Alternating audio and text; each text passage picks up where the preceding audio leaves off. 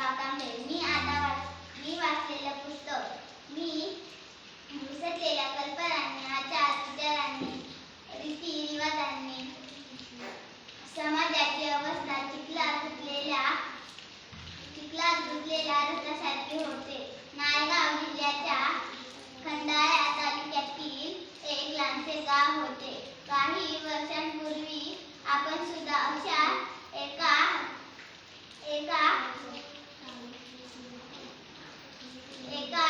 अंधार युगात जगत होतो.